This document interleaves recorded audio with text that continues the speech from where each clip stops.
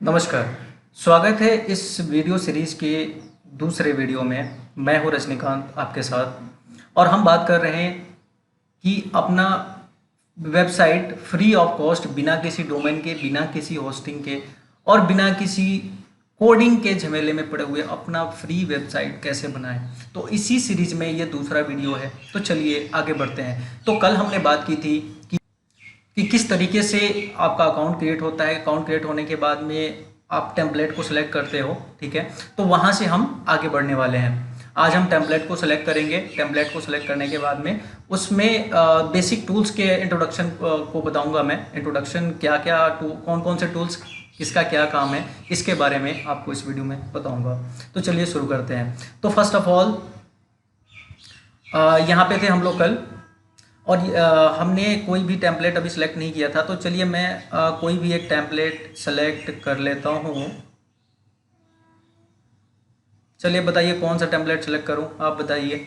चलिए मैं for example कोई भी ऐसा टेम्पलेट सेलेक्ट करता हूँ जिसमें ज़्यादा से ज़्यादा कंपोनेंट हो और जिससे आपको बताने में आसानी हो, ठीक है।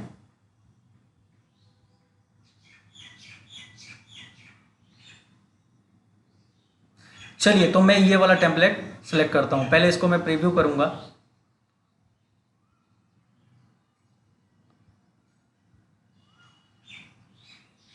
तो ये प्रीव्यू करने के बाद मुझे पता लगा कि हाँ ये बहुत अच्छा दिख रहा है, ये इसका लेआउट वगैरह बहुत अच्छा दिख रहा है और मुझे मेरी वेबसाइट ऐसी ही होनी चाहिए। तो मैं क्या करूँगा, इस टेम्पलेट को सेलेक्ट कर लूँगा यहाँ से सेलेक्ट पे क्लिक करके, ठीक है। सेलेक्ट करने के बाद में इसमें आपको साइट नेम देना है। साइट नेम क्या होता है, साइट नेम जो कि आपके आइडेंटिफिकेशन के लिए होता है, ठीक है। जिससे आप पता लगाते हो कि ये मेरी साइट है, या फिर अगर मल्टीपल वेबसाइट्स बनाते हो तो उसमें आप आइडेंटिफाई कर सको कि ये वाली पर्टिकुलर वेबसाइट है इसके लिए बनाई थी और ये दूसरी वाली है और ये तीसरी वाली है। तो फॉर एग्जांपल मैं यहाँ पे टेस्ट नाम दे देता हूँ, test website 1, okay. Start building करता हूँ मैं। स्टार्ट बिल्डिंग पे क्लिक करके आगे बढ़ना है।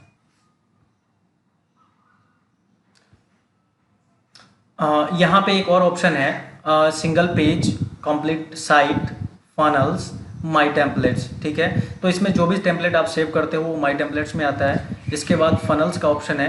फनल्स आपको पता है क्या होता है कि स्टेप बाय स्टेप एक प्रोसेस होता है। जैसे कि जब हमने अकाउंट क्रिएट किया था तो आपने देखा होगा कि जैसे ही हम ईमेल अपना डिटेल डाल के आगे बढ़ रहे थे तो बढ़ने के बाद में हमारे को मल्टीपल ऑफर्स शो किए गए, 3-4 ऑफर्स शो किए गए, ठीक है। तो वो क्या था, एक फनल का पार्ट था, ठीक है। वो एक फनल था। तो इसी तरीके से अगर आप अपना फनल क्रिएट करना चाहते हो तो आपको फनल वाले सेक्शन में यहाँ पे मिलेगा, ठीक है। तो इसमें एक स्टेप बाय स्टेप प्रोसेस होता है जिससे होकर एक यूज़र या कस्टमर या विजिटर गुजरता है, ठीक है। और ये अपने प्रॉफिट्स को मैक्सिमाइज करने के लिए इस्तेमाल किए जाते हैं फनल्स, ठीक है। तो हम फनल्स नहीं बल्कि हम वेबसाइट बना रहे हैं तो हम कंप्लीट साइट या सिंगल पेज भी क्रिएट कर सकते हैं, ठीक है। मैं बताऊंगा कि कैसे सिंगल पेज क्रिएट करके भी आप कंप्लीट वेबसाइट बना सकते हो, क्योंकि आजकल सिंगल पेज के भी वेबसाइट होते हैं। आजकल मैक्सिमम वेबसाइट आपको सिंगल पेज में मिलेंगे और बाकी जनरली जो 2-3 जनरल पेजेस होते हैं जैसे कि कॉन्टैक्ट अस और अबाउट अस और ये मिलेंगे, ठीक है। तो आई एम नॉट श्योर कि ये कहाँ पे ये एरर आ रहा है, ठीक है। ये लग रहा है कि सिलेक्ट हो गया, ओके। तो यहाँ पे ये टेम्पलेट सिलेक्ट हो चुका है। एक बीच में एरर आ रहा था, मुझे नहीं पता कि वो एरर क्यों आ रहा था। थोड़ी सी कई बार इनके साइट्स में बग आ जाती है क्योंकि ये प्लेटफॉर्म अभी नया है और इसलिए आपको फ्री में मिल रहा है। और प्लस में ये हर दिन अपने आप को इम्प्रूव कर रहे हैं, यानी कि इनके प्लेटफॉर्म में हर दिन आपको चेंजेस देखने को मिलेंगे। और हर दिन नहीं, मतलब time to time, okay, time to time अपने प्लेटफॉर्म को इम्प्रूव कर रहे हैं ये लोग, बहुत अच्छा बेहतर बनाने की कोशिश कर रहे हैं, ठीक है। तो अब मैंने ये टेम्पलेट सेलेक्ट किया है और इस टेम्पलेट को हम लोग कस्टमाइज़ करने वाले हैं, ठीक है। हालांकि इस पर बहुत ज़्यादा कंटेंट नहीं दिख रहा है इस पेज के ऊपर, तो मैं इस पेज को डिलीट करके मैं दोबारा को एक पेज बनाता हूँ, ठीक है। डिलीट तो नहीं होगा क्योंकि सिंगल पेज ही, एक ही पेज है हमारे पास, तो एक और पेज हमें सेलेक्ट करना होगा। तो पहले मैं सेलेक्ट कर लेता हूँ, उसके बाद में घबराइए मत, आपको सारे टूल्स के बारे में बताऊँगा किसका क्या काम है। तो अगर आप घबरा रहे हैं तो घबराने की ज़रूरत नहीं है, आपको सारी चीज़ें बताई जाएंगी, ओके। तो यहाँ पे मैंने एक दूसरा पेज सेलेक्ट किया है, वो पेज, उस पेज में ज़्यादा कंटेंट नहीं था इसलिए मैंने उसको स्किप कर दिया, और इस पेज पे मैं आपको ये सारे टूल्स के बारे में बताने वाला हूँ। तो देखिए यहाँ पे ये पेज हमारा सेलेक्ट होके आ चुका है पूरी तरीके से। अब आप, ये हमारा बेसिक एडिटिंग इंटरफेस है।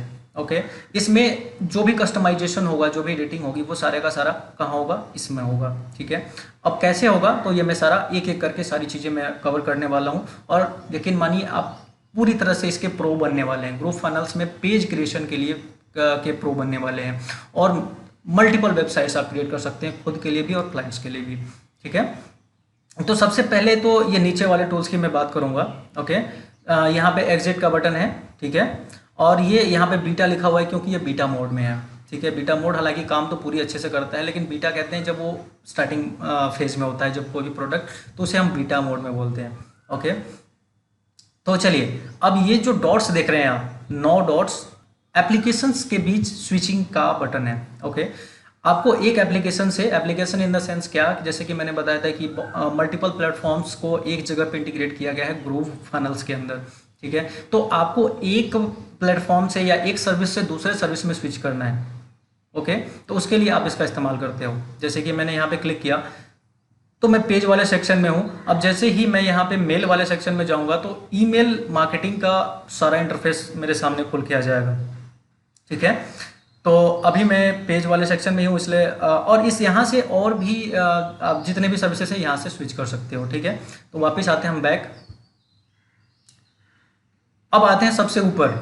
सबसे ऊपर देख रहे ये सारे टूल बार्स हैं, टूल बार्स जिनका इस्तेमाल हम लोग करने वाले हैं अपने पेज क्रिएशन के एडिटिंग के दौरान। ओके, ये सारे टूल बार्स हैं।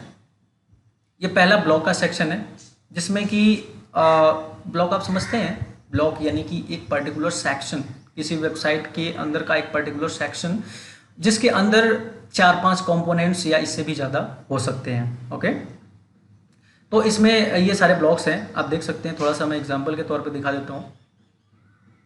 देखिए, ये एक ब्लॉक है, ये दूसरा ब्लॉक, ये तीसरा ब्लॉक, और इस तरीके से मल्टीपल ब्लॉक्स बने हुए हैं। ठीक है, आप अपना ब्लॉग भी इसमें सेव कर सकते हो। अगर कोई ब्लॉग आपने इसमें क्रिएट किया, एडिट किया, उसको सेव कर सकते हो। तो ये सारे मल्टीपल ब्लॉग्स हैं। ओके, इसमें कुछ ब्लॉग्स मैंने खुद से ऐड किए हुए हैं, जो मैंने खुद से बनाए थे, जैसे कि आप देख पा रहे हैं ये सारे सारे ब्लॉग्स। ओके, इसके बाद का जो ऑप्शन है वो है एलिमेंट्स का। ठीक है, एलिमेंट्स में अगर आपने कभी वर्डप्रेस पे काम किया हुआ है या उसके वीडियोस को देखा हुआ है तो थोड़ा सा आप इस चीज़ से परिचित होंगे कि एलिमेंट्स या फिर 1 कॉलम, 2 कॉलम, 3 कॉलम क्या होता है। ठीक है, अगर नहीं देखा है तो फिर भी कोई बात नहीं, मैं सारी चीज़ें आपको यहाँ पे कवर करने वाला हूँ। ठीक है, तो 1 कॉलम इन द सेंस, यहाँ पे जैसे कि इमेज से ही दिख पा रहा है, यहाँ पे जो आइकन है इसका, सिंगल कॉलम। ये क्या है, यहाँ पे 2 कॉलम्स है। देखिए, यहाँ पे 2 सेक्शन बट रहे हैं ना, तो ये 2 कॉलम, इसको 2 कॉलम बोलेंगे। ये इस तरह का कॉलम है। ठीक है, यहाँ पे एग्जाम्पल और देखते हैं। यहाँ पे ये एक कॉलम है, सिंगल कॉलम, ये देख पा रहे हैं आप, ये जहाँ पे रेड रेड करके ये बॉर्डर दिख रहा है, तो ये एक सिंगल कॉलम का एग्जाम्पल है। ठीक है, और इसी तरीके से और भी 3 कॉलम, 4 कॉलम, 5 कॉलम्स तक आप सेलेक्ट कर सकते हो। और ऐसे ही और जितने भी आपके एलिमेंट्स होंगे, एलिमेंट्स का सारा ऑप्शन आपको इस एलिमेंट वाले सेक्शन में मिलेगा। और कुछ मैं एग्जांपल्स की बात करूं तो जैसे कि H1 टैग, H1 टैग यानी कि हेडलाइन जो देते हो आप अपनी वेबसाइट के ऊपर या पेज के ऊपर, इसी तरीके से उससे छोटा हो जाता है H2, उससे छोटा हो जाता है H3। ठीक है, तो हर चीज़ के बारे में आगे और जानकारी मिलेगी, बस मैं एक इंट्रोडक्शन यहाँ पे आपको दे रहा हूँ। इसके अलावा बटन्स जब आप अपनी साइट के अंदर ऐड करते हो, जैसे कि यहाँ पे भी बटन देख रहे हो, ये एक बटन है। ओके, इसके बाद वीडियो प्लेयर है, अलग अलग तरीके के वीडियो प्लेयर्स इसमें मिल जाएंगे आपको। कॉरोजल जानते होंगे आप, कॉरोजल इमेज होता है जो कि अपने आप स्लाइडिंग होता रहता है इस तरीके से। इसके बाद इमेज डालना होगा तो इस वाले एलिमेंट का यूज़ करेंगे आप। इसके बाद ई कॉमर्स इंटीग्रेशन के लिए है। डिवाइसेस, कोई डिवाइसेस यहाँ पे डालना चाहते हैं, डिवाइस का इमेज टाइप का या फिर आइकन टाइप का।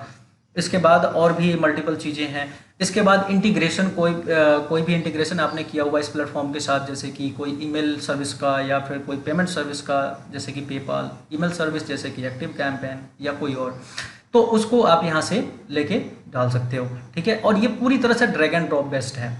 आगे मैं बताऊँगा कि कैसे, फिलहाल आप टूल्स के बारे में समझिए।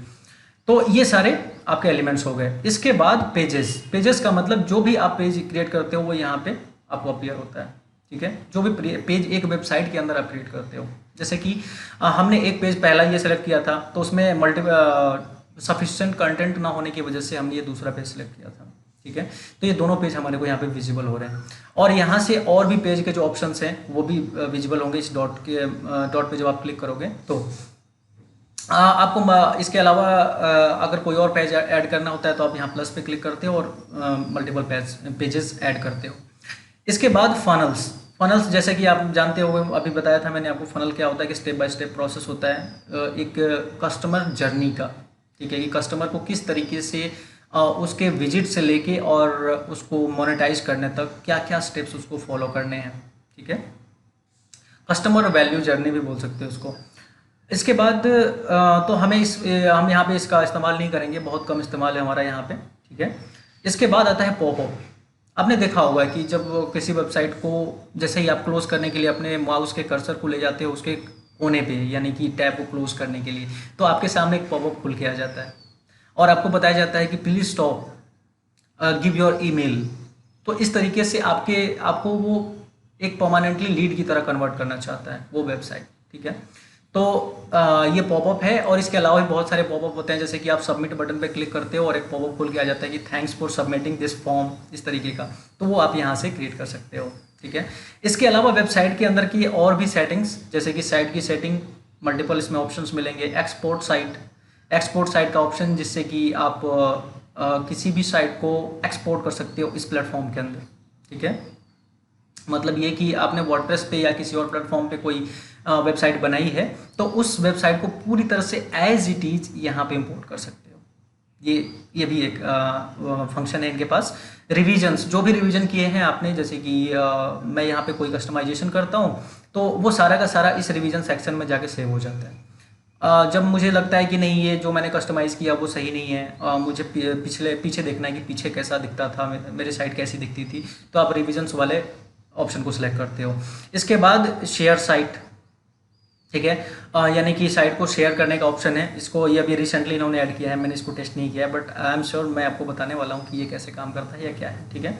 इंस्टेंट एडिट बुक, क्या लिखा है ये, bookmarklet, instant edit bookmarklet, ये भी ऑप्शन मेरे लिए नया है, but I will explain to you कि ये क्या चीज़ है, ठीक है। ये इन्होंने अभी रिसेंटली ऐड किया है ये दोनों ऑप्शन, ठीक है। आई एम श्योर कि ये बहुत ज़्यादा काम का नहीं होगा, लेकिन फिर भी मैं आपको एक्सप्लेन करूँगा। सो ओके, इसके बाद ये फीडबैक का है, तो इससे भी हमें कोई लेना देना नहीं है कि आप बग वगैरह रिपोर्ट करना चाहते हो, वो कोई प्रॉब्लम आती है या फिर कोई एडिशनल फीचर चाहते हो तो आप यहाँ से इनको रिपोर्ट कर सकते हो। अच्छा, एक चीज़ यहाँ से छूट रहा था, एक सेक्शन मेरा, और वो सेक्शन था कि एक तो ये डिजाइंड ब्लॉग्स थे, ठीक है, जिसमें मैंने बताया था कि अलग अलग सेक्शंस कैटेगरी बनाए हुए हैं, किस तरीके का ब्लॉग आपको लेना है उस कैटेगरी पे आप क्लिक करते हो और उस ब्लॉग को सिलेक्ट करते हो।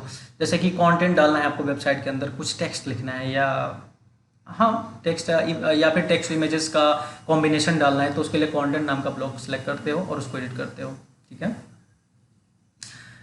इसके बाद ये दूसरी तरफ जो है एक वायर फ्रेम का टैब है, वायर फ्रेम, ठीक है। वायर फ्रेम होता है क्या है कि एक बेसिकली आपके वेबसाइट का मैप होता है, ठीक है, जिसमें प्री डिफाइंड, पहले आप अपने वेबसाइट का मैप डिफाइन करते हो कि किस तरीके से आपकी वेबसाइट दिखेगी। जैसे कि आपके पास कोई टेम्पलेट नहीं है, ठीक है, आपके बस माइंड में आइडिया है कि मेरी वेबसाइट कुछ इस तरीके से दिखनी चाहिए, तो आप यहाँ पे वायर फ्रेम में जाके उसका एक रोड मैप जैसा तैयार कर सकते हो, ठीक है। जैसे कि मैं एग्जाम्पल आपको दिखाऊं,